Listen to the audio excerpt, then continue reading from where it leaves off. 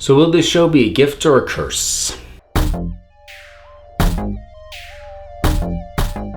The first proper trailer has come out for the newest X-Men related TV show that Fox is going to be putting out, Gifted. Now, I wasn't entirely sure what to expect of this going in. I'm skeptical because, I'm often skeptical of, these things being adapted to TV that were originally sort of working as film franchises, though obviously in the case of X-Men, they've got a lot of source material to pull from. Obviously, Legion was awesome. I fell behind, and by the time I got caught up, the whole season was already over, so I didn't do episode by episode reviews, but I saw all of Legion, and Legion is just amazing, and people really need to watch it. But it's a completely different creative team. So while it does show me that Fox is at least willing to put really good creative talent behind these shows, because it is different talent behind Gifted than was behind Legion, I'm not going to assume that they're going to be anywhere near the same level. And I'm still not assuming that, even after this trailer, which honestly, I liked. For the most part, I think there's certain things that hit kind of very familiar notes that don't thrill me. The high school bullies being that severe, it always kind of bothers me. And I can't speak for anyone else's experience. I'm not going to say bullies like that have never existed anywhere, but that's just that. It just feels like that's a Hollywood bully. I certainly never encountered anything like that in my own personal experience, but even if it is some basis in reality, it's overused. But so there's stuff like that, and the whole idea of, he works for the government, then he finds out his daughter's a mutant. That kind of angle is pretty tried and true. I think the reason this clicked with me is a nice emphasis on the kids, on the teens, because I think one thing the X-Men movies have kind of failed at so far, and maybe New Mutants will turn this around, but certainly up to this point, is the fact that they kind of lost the youth end of it, at least as a primary focus. I think the closest we got to feeling like we got it properly was the stuff with Bobby Drake, Iceman, in X2, and sort of using him being a mutant as a coming out metaphor. And so, that worked, and we had moments like that, him and Pyro and Rogue, but that was always secondary. And even when they gave us teenage version, or, passing for teen versions of these characters in X-Men Apocalypse, again, it was secondary because the focus was still on the adult characters. So I feel like that whole angle of X-Men, which has always been a pretty big part of X-Men's appeal, has certainly continued appeal, and part of the reason the series has been able to renew continuously over time is through the introduction of this youthful perspective and showing the impact of this stuff on young mutants and how that appeals to young readers.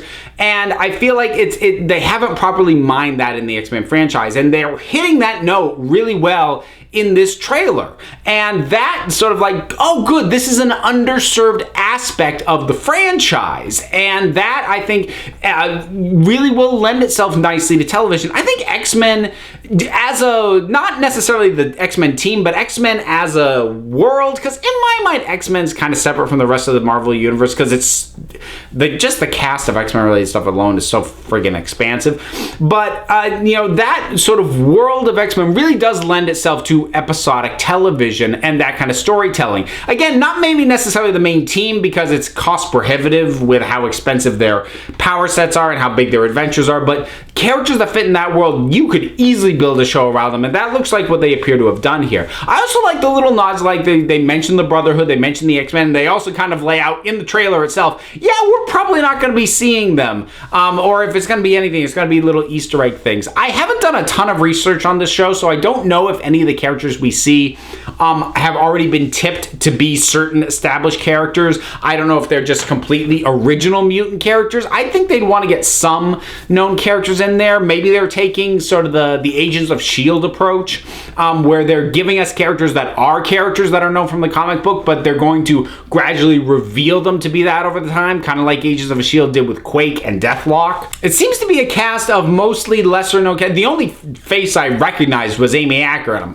always happy to see Amy Acker. I like her quite a bit. But even with her there, the emphasis really does seem to be on the teens. And I think that's a really smart move. I think the only thing that makes me nervous about this approach is I worry that if this works and if this comes off really well, that it might render a New Mutants movie slightly redundant. To make a comparison, I think, and this is supposition on my part, but I've always suspected part of the reason Warner Brothers is having a really hard time nailing down a Flash movie, and they keep burning through scripts and burning through directors, is because the Flash TV show has been doing for now multiple years all the stuff that you would do in a Flash movie. So it's like, well, we already did that. How are we now going to distinguish this from that other than just pump a ton more money into the special effects? And I worry that if Gifted hits correctly, it might do the same thing to New Mutants, because the initial appeal of New Mutants as a film is that, oh, we're getting the younger generation, these younger, fresher characters.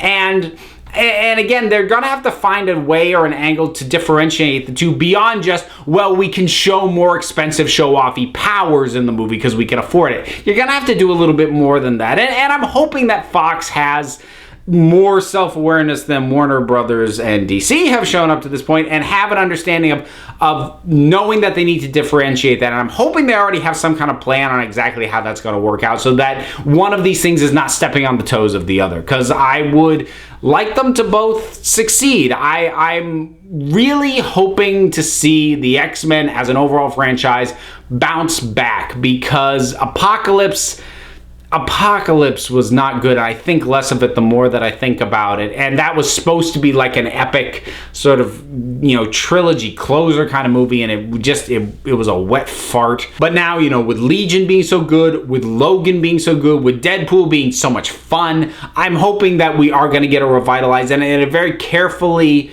maintain, not in like a micromanaging way, but like okay, this franchise will do this franchise will do that, this TV property will do this one, and like get everything like neatly set up, because again, the X-Men world is big enough to support a wide variety of genres and a friggin' buttload of characters. So this was a show that wasn't really on my radar. I mean, I knew it was coming, but nothing about it made me go, oh yeah, I'll keep an eye out for that. But I see this channel, I'm like, actually, that hits me a little bit. That piques my interest.